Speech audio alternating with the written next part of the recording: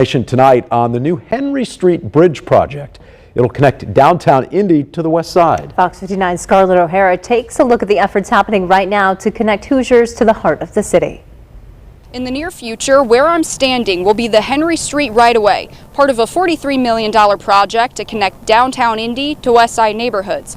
But to get there, they'll first have to finish digging up the past, which includes brick pavers and rail lines a century old, left behind from what used to be the largest electric freight terminal in the world. There's a lot of records in Indianapolis on the historical development of this parcel, so it's an interesting discovery, but it's just part of the story that we're beginning to tell. And it's not the only historically significant discovery made during pre-construction of the bridge. Anticipate uncovering as many as 650 remains. DPW Director Brandon Herget now talking about human remains. Because these are taxpayer dollars at the end of the day, we're making the decision to go well above and beyond what's required by state law.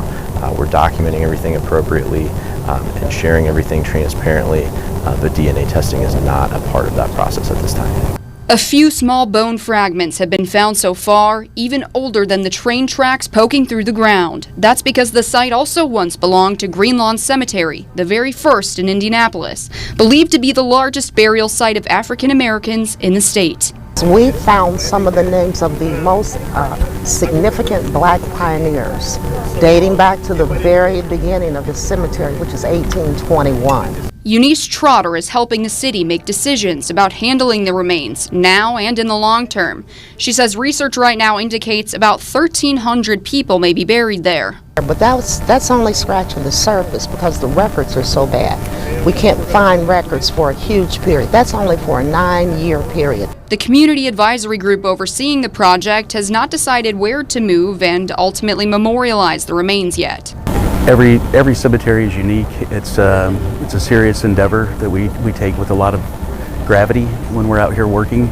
It's important that we're respectful of the individuals that were here, their ancestors, and the story that they have to tell. This spot directly borders the site where Indy 11 hopes to build a new stadium. Those private developers also found human remains, but we've not gotten an update on that project in months. DPW expects excavation to be done here by spring, and that crane you see here behind me will start building the bridge, which they hope will be finished by the end of 2026. Reporting downtown, Scarlett O'Hara, Fox 59 News.